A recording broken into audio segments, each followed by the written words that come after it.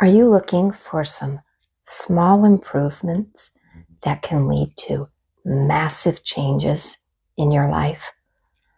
We are all trying to get to that best self version, but it's not always an easy roadmap to draw out and have an understanding of.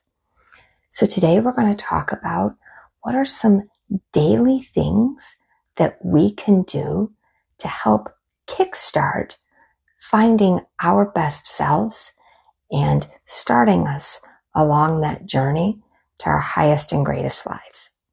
So to anybody who's never been here before, hi, I'm Elizabeth Blackwell from Blissful Home and Body, and I'm here to help you guys set sacred space and find your highest and greatest self.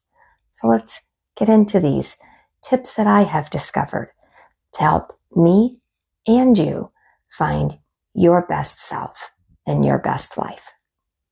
Before I get into this video about giving you these tips in order to kickstart that journey to your highest and greatest self, I just wanted to share these are all things that I have found that have deeply helped me along my journey. And I have been 10 versions of myself, certainly over the last 10 to 15 years. But they were all things that helped me to find improvement along that journey, to make myself just a little bit better throughout those changes. And then I also want to follow up with, this isn't about anyone else or what they believe you should be, but this is about you finding your best self and your most fulfilled and happy place along your journey, because that's what is deeply important. You're the only person that you have to spend 24 hours a day with. So finding what your best self is what is deeply important, not anyone else's version of you.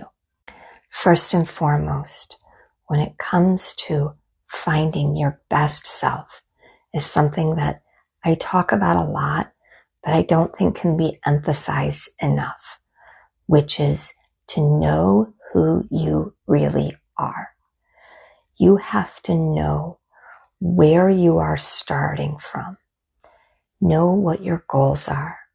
Know what you are working on within yourself, or what improvements you're looking to make.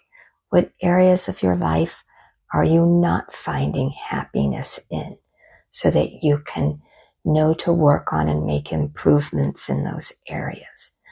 Know what blockages stand in your way, and know what you deeply value in life.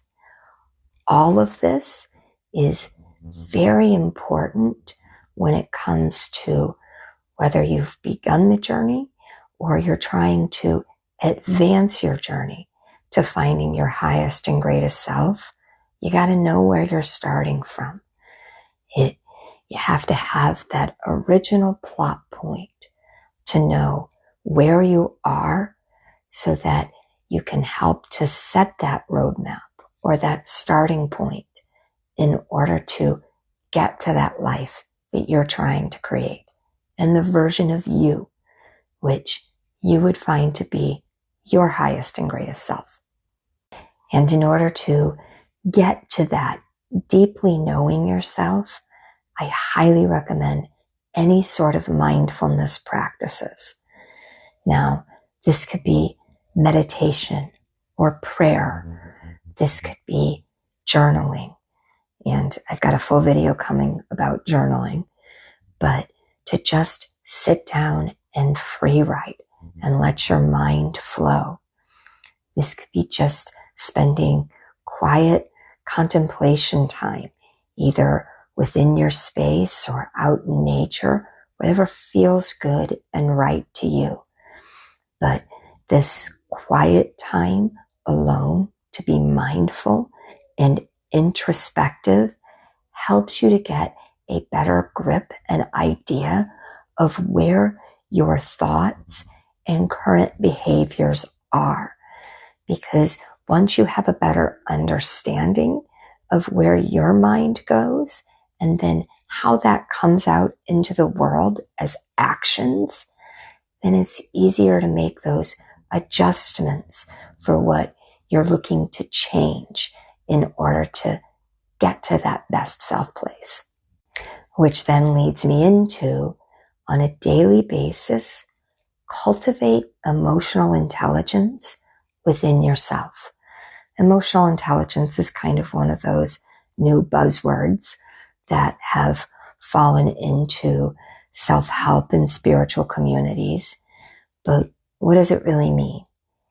It means as you go through your daily life and your daily practices, watch what your emotions are.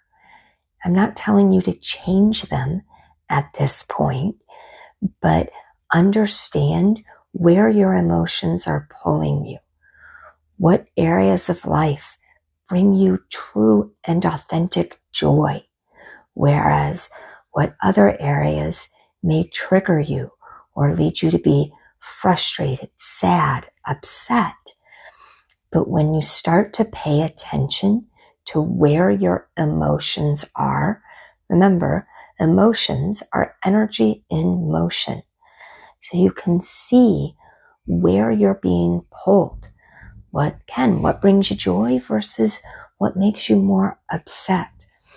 But whether you make mental notes of this or literally start to keep track and write it down, when you have that deeper understanding of what your emotions are, then you can know where to focus your energy as you start to build that best life. And then this is where I ask you, if you feel like this message is resonating with you, consider subscribing here, because that's what this channel is all about. Me sharing parts of my journey and what I've learned along the way as I help others find their best life and their highest and greatest self. And if you feel so inclined, hit that like button as well, because it really does help out small channels like this. This is probably one of my biggest tips, which is set small, medium, and then large goals about what you are trying to bring about both within yourself as well as the world around you. Know what it is you want. Know what it is that you want to appear like to the outside world. Know how it is that you want to spend your time or to do as work. Know what financial or material things that would give you that true peace and comfort, and know what you're looking for within your relationships and your connections. But when you have an understanding, again, of where you're starting from and where you're trying to go, because unless you really know where you're trying to get to, you're just aimlessly moving throughout this life.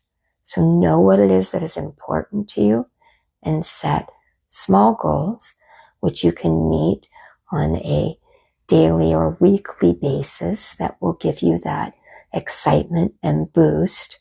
Those medium goals that start to make a significant change in the world around you. And then those big goals, which is, what does it really look like when you get to that best self and best life scenario? Then I wanted to go a little bit further into setting those goals, which is what has really worked for me, which is set daily goals or those wins that you're trying to get to. And those can be small. Sometimes it's just getting out of bed or getting yourself together or meditating or moving your body. But small daily goals, which are a win for you, and then set bigger, either every 6 month to year goals that you're trying to build to, that you're doing those daily practices for, and then set your bigger 5 to 10 year goals of what you're trying to achieve, big picture. because it's amazing how much life can change within a 5-year period. So know what you're looking for, both small and long term, both in the size of the goals as well as the time frame that you're looking to achieve those goals in. And remember, if you don't meet them on a day-to-day basis, don't knock yourself down. Know that you gave the best of it, and then pick yourself up and try again. And then as you go through your daily life, find those areas that can help you build resilience and that mental grit or toughness.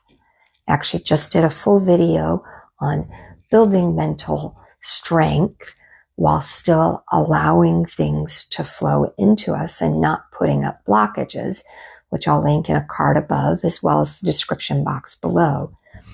But my guess is you can immediately think of either people or situations to which trigger you or take you to a more upset space. So what I encourage you to do is to stop. And when you start to feel yourself going to that, worked up or upset place, give yourself a moment to figure out why it's taking you there. And then work on how you can bounce back from those situations. Because it's very hard to work on moving forward to that highest self when we feel like we're continually being knocked back or knocked down. So when you can find those areas that you can work on, either being more flexible or building up resilience or pushing away the things that are not yours to attach onto, that it will help you to build that mental toughness, but it helps to keep you moving forward in a more easy way along that path to your highest and best life. And then my last tip, which is on a daily basis, find ways to nourish your body, your mind, and your spirit. When it comes to your body, this could be being mindful of the foods you consume or those everyday activities. Maybe it's just drinking more water, but find a way to nourish your body or move your body in a specific way that you find is healthy and enriching to your physical self. And then when it comes to your mind, whether that's learning something new each day or doing something artistic, but pour into your mind and give yourself those spaces that allow you to let go emotionally as well as enriching your brain in whatever way that is for you. And then for your spirit, know what pours back into you. I call it sacred self-care, but you can just call it self-care, whether that's daily meditation or prayer or just connecting with the world around you. But know what nourishes you deeply within your soul. Maybe that's connecting with specific individuals and having a free-flowing conversation that enriches your soul. Or maybe it's just deeply talking with yourself. But know what nourishes your soul and try to practice those things on a daily basis. I deeply hope that this video has helped to give you some daily and then long-term things that will help you to kickstart that journey to finding your highest and greatest self. If it did, again, I ask that you please hit the like button, as it really does help out small channels like this, and consider subscribing here so that we can all support each other along this journey as we find that best version of our lives. So with that, I will say I am sending you all so much light and love, and I hope you all stay well, my friends.